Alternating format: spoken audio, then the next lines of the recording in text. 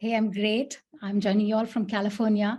We just had our sunrise. It's so good. You can see the sun right on my face. Oh, amazing. Oh, I just flew in from California last night. The light does look incredible on you. It's beautiful.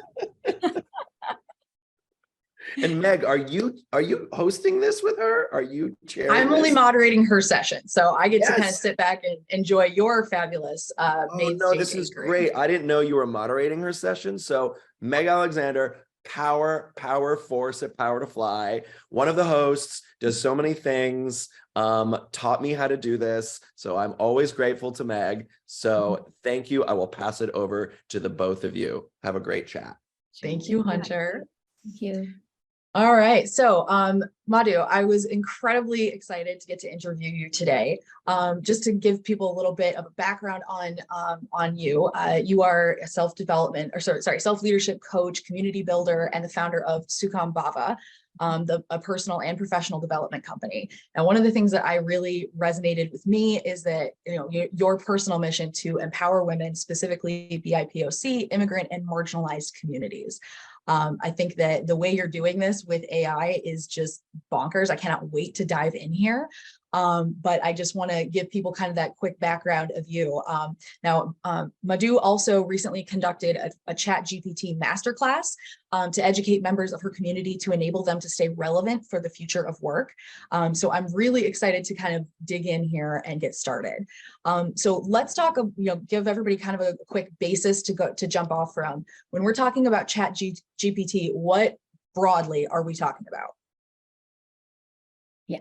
So thank you, Meg. So ChatGPT, so we're talking specifically about ChatGPT here.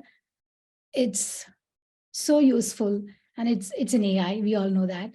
So here you just use the tool with your questions. You give your questions and you get the answers.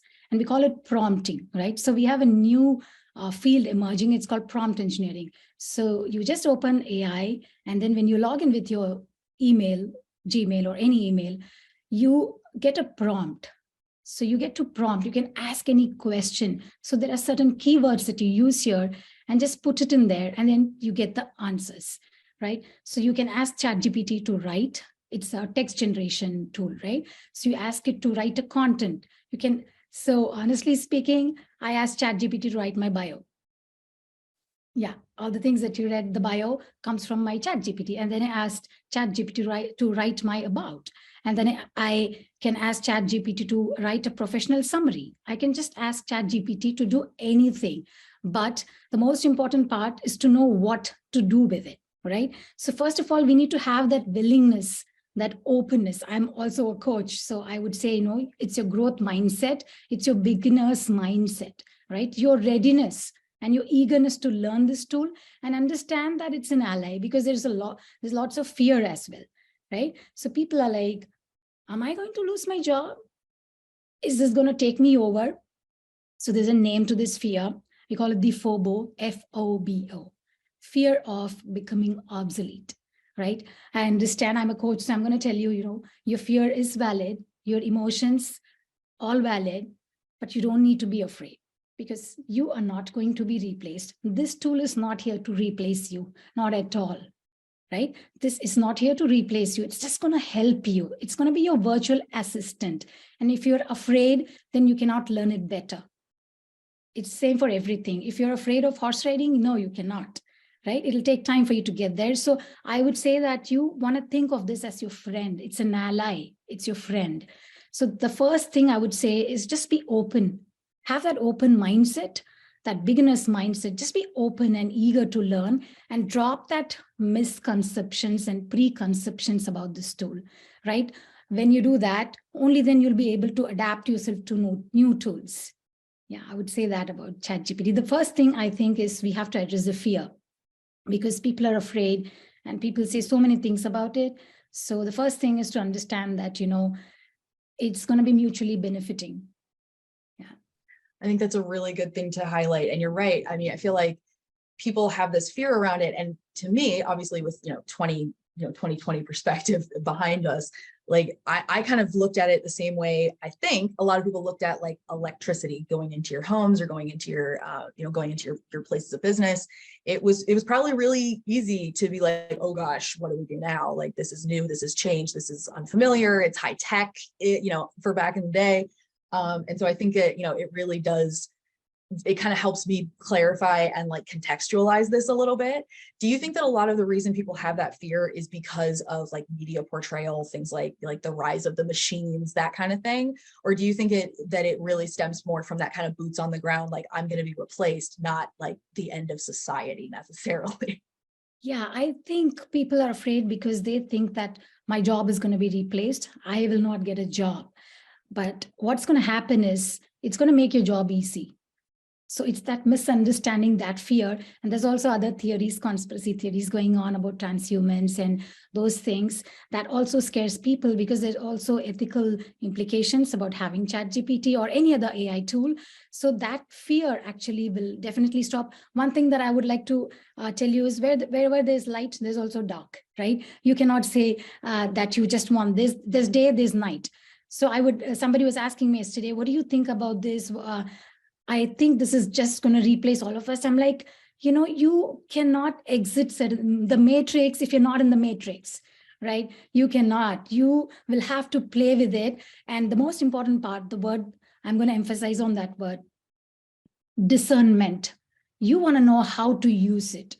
You want to know what it's going to do for you. If you don't know how to use it, then you will definitely be not in a good space. So I would say that these kind of fears are normal. It's okay to have all those fears and just release them and just use it for right purpose. That's what I would say. Yeah. Okay. Now, as people and as individuals as well as organizations are kind of preparing themselves for the potential impact of this on the future of work, what are people doing? What should people and orgs be doing as they prepare? Yeah. So what we did, like yesterday, we had the masterclass. So I would say you need to have a training plan. You need to understand that if you want to be relevant, if you want to adapt yourself to the new future of work, then you have to learn certain skills. You need to have these transferable skills. Only when you have this, you'll be able to adapt to what's coming forward for you. If you are so fixed and if you say, I'm only going to use this, if you have that resistance to learn new, then you won't be able to learn new. So I would say that we need to have a training plan and somebody has to show it to you. Somebody who has used this. So when you see that it's easy and it's not going to hurt you, harm you in any way, then when you feel familiar with it, people are afraid because they're not yet familiar with it. It just came out in November and it is so scalable right now. When I started using it in January, every time I went there, it said capacity, it's in its full capacity. I would never be able to work on it. And I'm like, okay, I'm not going to use it. And then one day when I started using it, I keep going to it because it's easy, it's convenient, it's simple, and it's reducing my tasks. I write content and I also make social media posts. So I write something, roughly I draft something, and then I go to ChatGPT, I write optimize colon and the content that I wrote, and then hit enter. What it does is it optimizes and it makes it so beautiful.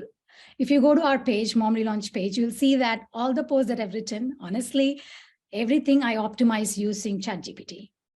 And I wasn't familiar with it. So I was like, I think I won't just open it. I think the AIs are, they're not good for us. But when I started using it, when I started becoming familiar with it, that's when it felt easy. So that is also very important to understand that anything when it comes, when it's new, you're afraid of using it. It's okay. It's okay. And when you see what it is, then you'll know how beneficial it's going to be for you. Yes, as I'm thinking back to like when text messaging was a newer thing within like having cell phones. I remember being kind of the same way of like, oh God, I had to type everything. And it was still when you had to like, if you wanted an M, you had to push like the 5 button like 3 times or something. And so I do remember that kind of that learning curve being super steep. And then before I realized it, because I think a lot of us did, I could text without looking at my phone because I knew like the amount of clicks I needed or whatever, very similar to like being able to type without looking at your keyboard the whole time. So I think that's wonderful. We did have a question from the chat here. Shannon had wanted to know, how does one begin learning about prompt engineering? Like, where do you suggest someone start in addition to playing around with ChatGPT?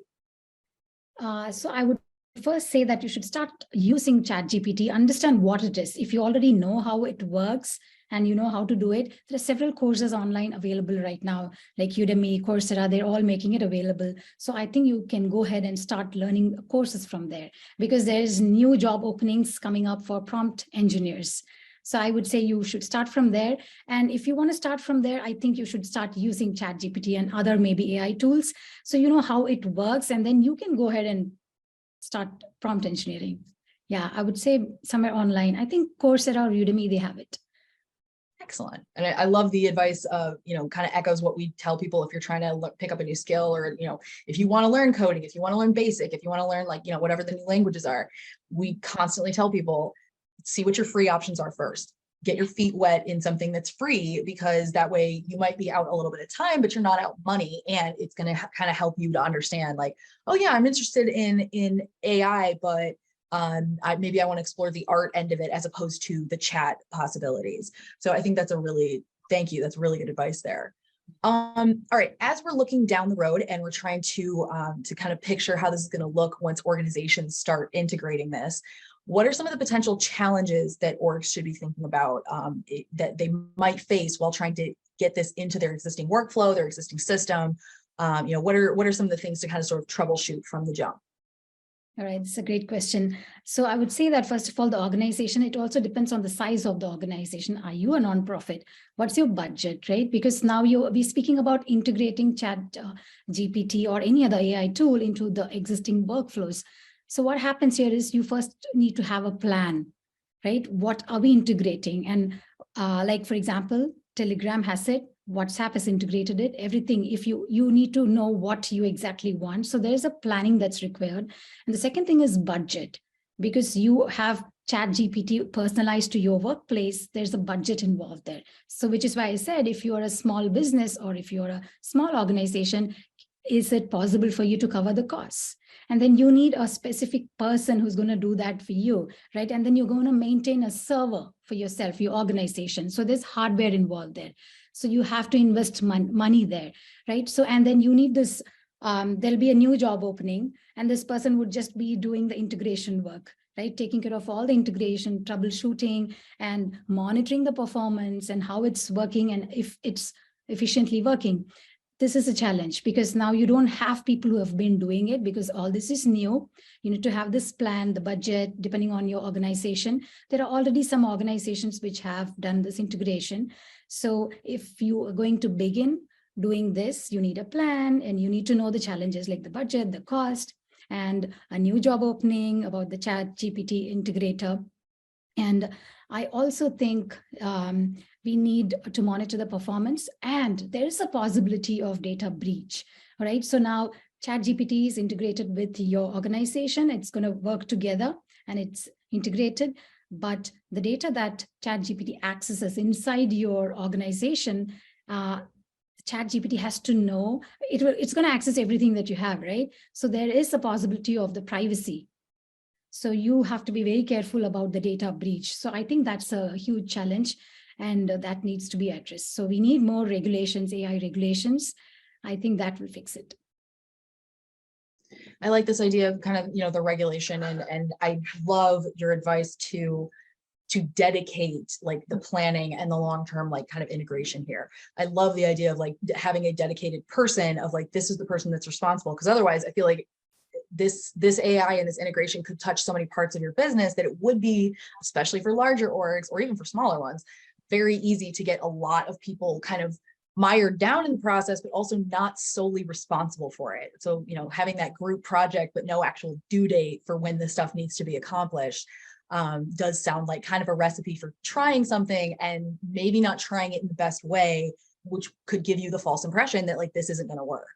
And it makes a ton of sense because, the existing workflows and systems are great, but when there's new technology, like when computers started to be used in business cases, companies had to find a giant freaking room to hold the computer, which was, the size of probably my house.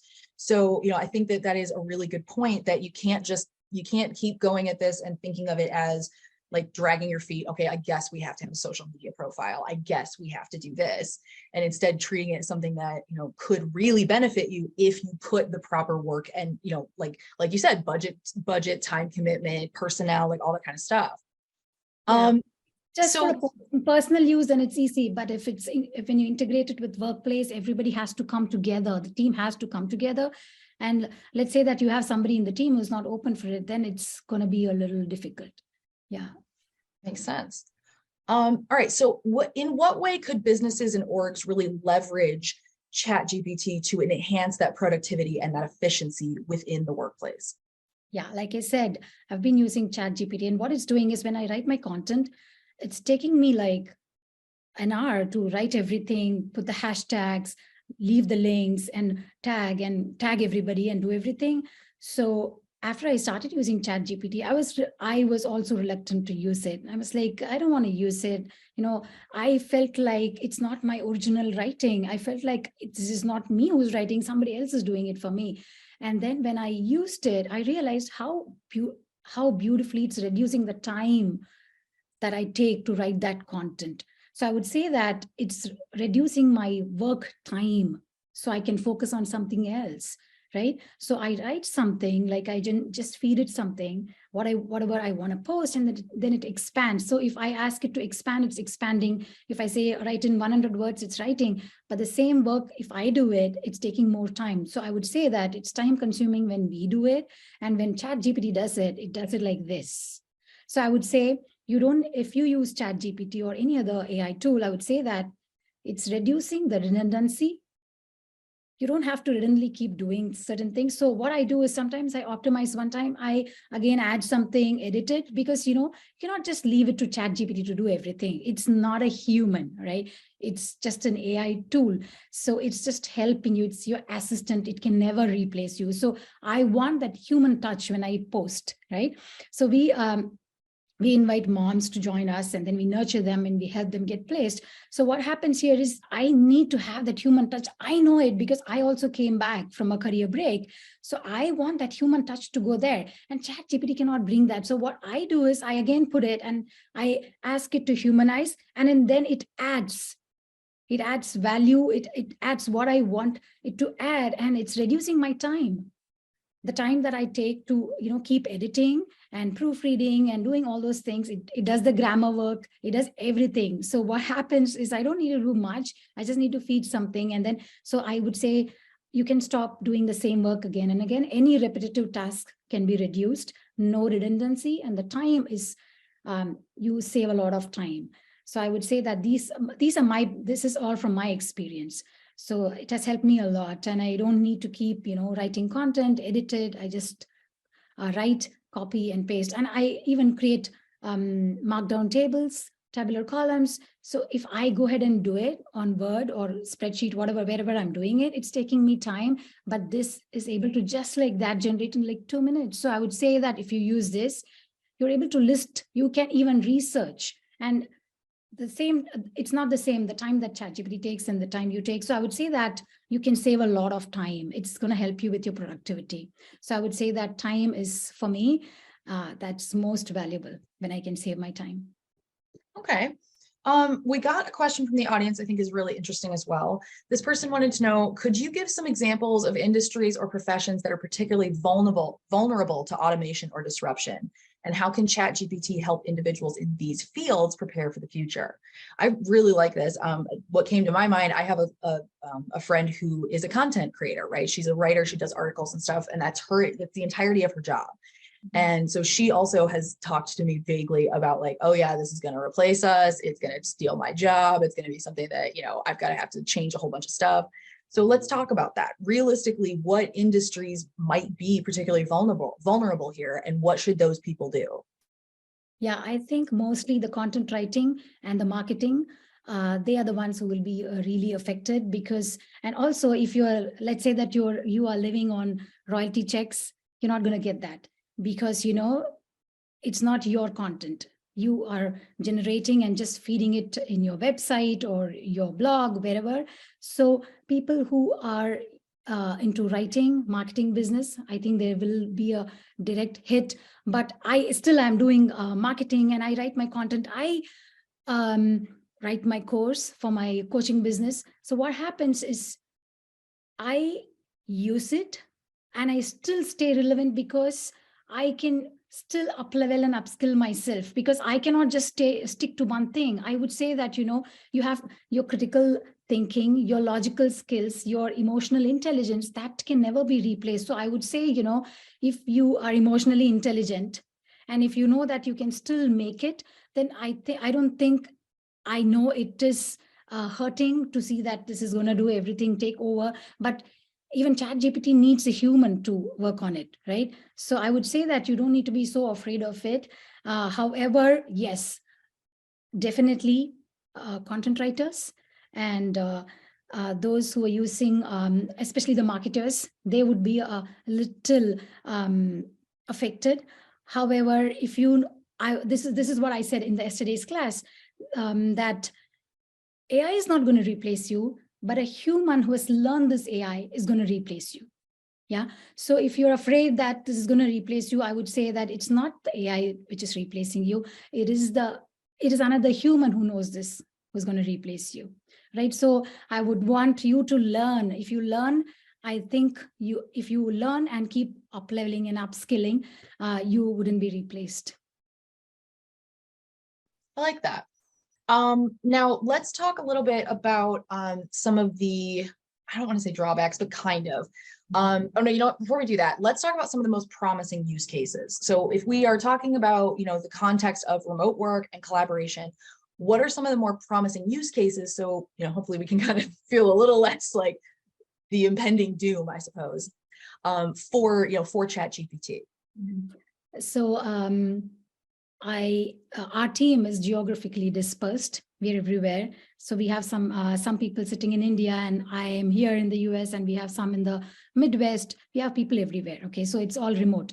So what we do, how we use ChatGPT is, we had this fun event where we are collaborating and telling stories. So we just use ChatGPT to prompt and help us create a story. So my teammates are sitting somewhere else. We're all sitting together on Zoom. Everything is remote. And we're coming together by just creating those prompts. And you can even do these icebreaker sessions, right? I can start a story.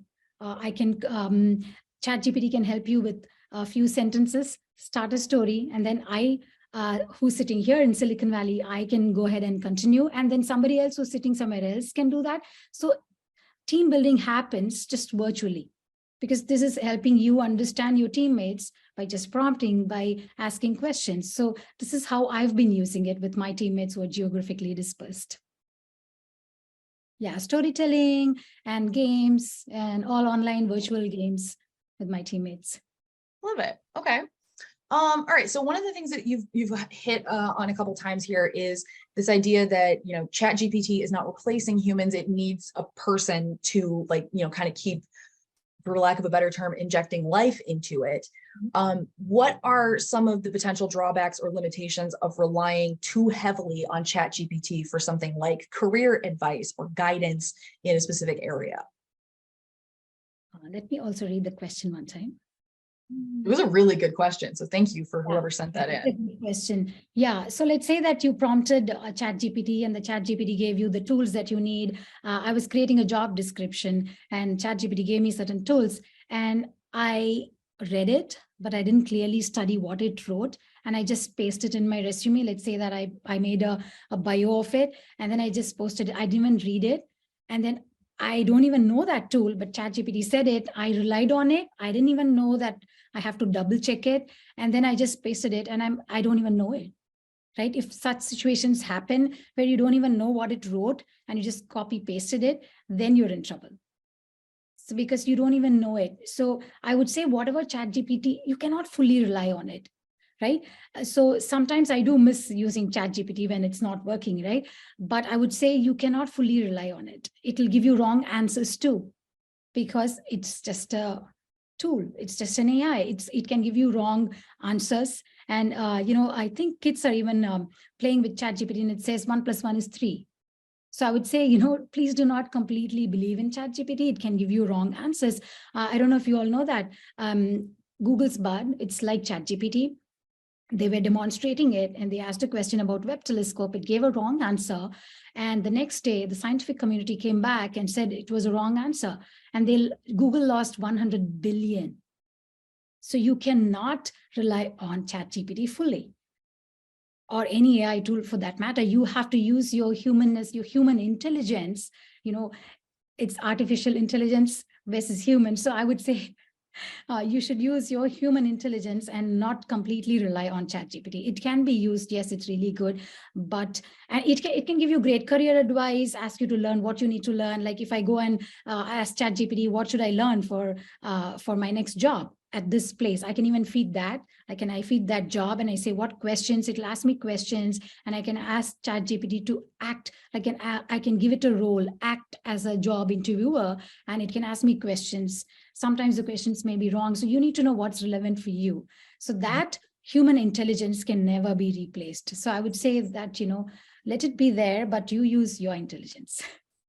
I like that a lot. Okay, we have 2 minutes left. I want to get to one more question.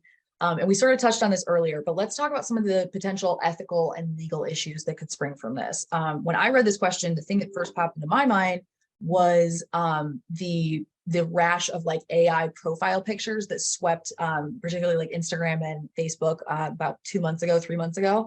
And then there, after about a week, there was a huge, not necessarily huge blowback, but like a more like publication of the fact that like, no, this is really bad because you're stealing from like legitimate creators. It's learning and copying those styles. And then, like you said, that copyright or that, that like intellectual property then no longer really belongs to that artist anymore, because it's able to be copied by someone that, like you said, does not need royalties, does not need to, eat and live in a house and all that kind of stuff.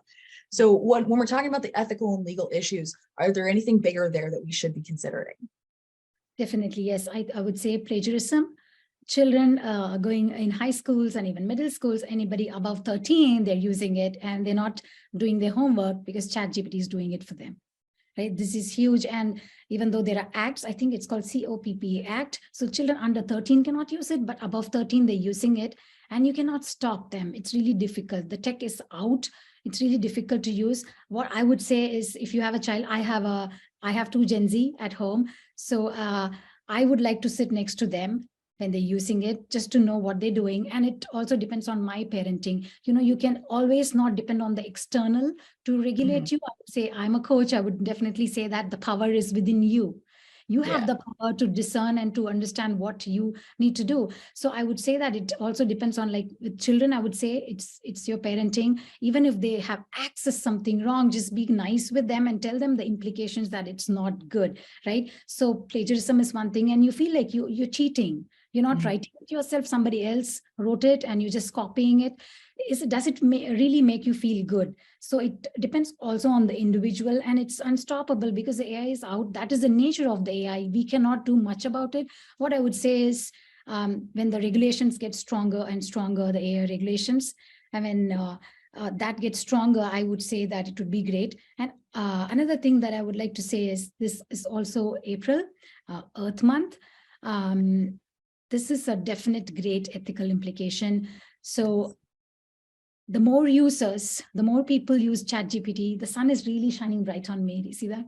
Okay, so the more users, they have to scale it, right? The organization scales it and they keep adding more servers. When I say servers, even though you think ChatGPT is on your browser and you just ask questions, you are just a client. Yeah. And there's a server sitting somewhere, right? I think San Francisco. So it's sitting there, the server sitting somewhere. And the server, what's a server? It's a piece of hardware. Okay, and they are huge. Ooh, these huge. I'm so sorry. I don't mean to cut you off. I just realized we are 2 minutes over and I promised you we would bounce. So Madhu, thank you so much. This has been wonderful. I cannot wait till we get to connect again on this. It was fascinating talking to you, but thank you so much for your time today. Thank you, Meg. Yeah.